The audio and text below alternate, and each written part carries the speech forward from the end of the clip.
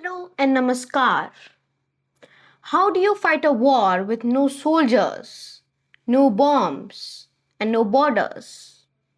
The answer is that you turn off the lights, steal the data, and crash the systems. That's exactly what Russia is doing. While the world watches the battlefield of Ukraine, Moscow has quietly opened another front, a cyber war against NATO. According to Microsoft's latest global threat report, Russian state sponsored cyberattacks against NATO have jumped by 25% in the past year. 9 of the top 10 countries targeted, all NATO members. The US tops the list, hit by 20% of all attacks. The UK comes next with 12%, and then Ukraine, the only non NATO country in the top 10.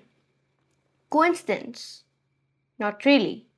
Microsoft says most of these attacks are aimed at governments, research institutes, NGOs, and universities, the places where national secrets, innovation, and intelligence often overlap. Amy Hogan Burney, Microsoft's Vice President for Cybersecurity Policy, summed it up.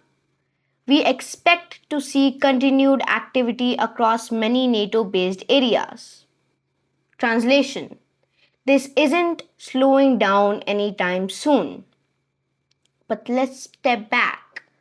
What Russia is doing isn't just hacking, it's hybrid warfare. That's the modern term for attacks that fall in the gray zone between peace and war. Drone incursions, sabotage, cyber strikes, disinformation campaigns, all the tools of conflict without ever declaring one. In short, war, but without war. And the results are showing. In the UK, former MI5 chief Eliza Manningham Buller recently warned that Britain may already be at war with Russia. Not with tanks, but with code, malware, and covert action. She called it a different sort of war. But the hostility is extensive. In Poland, 19 unarmed Russian drones crossed the border last month. In Denmark, airports were temporarily shut down due to unidentified drones.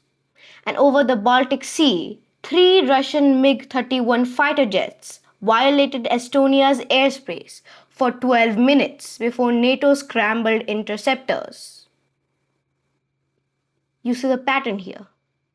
It's constant testing, a game of nerves. Push just enough to provoke, but not enough to trigger Article 5, NATO's Collective Defense Clause.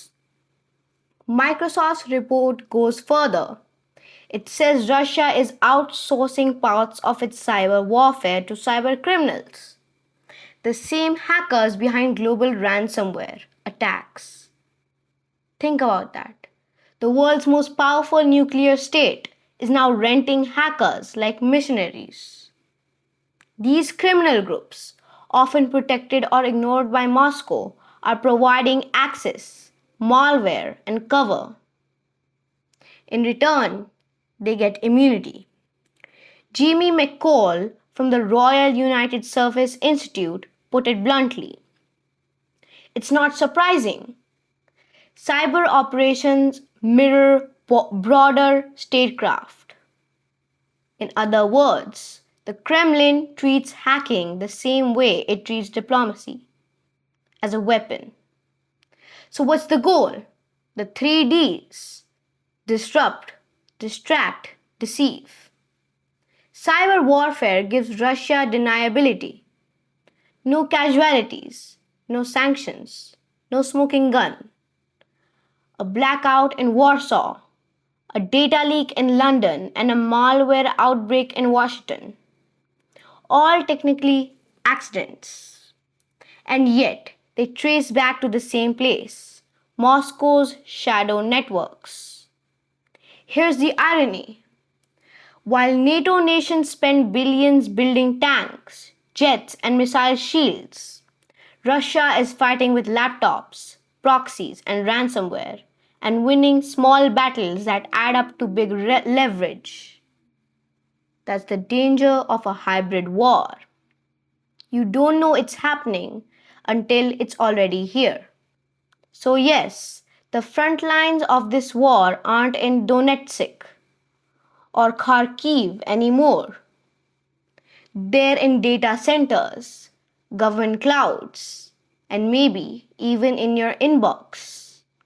And if the world doesn't start treating cyber attacks like real attacks, the next war won't start with an invasion. It'll start with a login. Thank you for watching.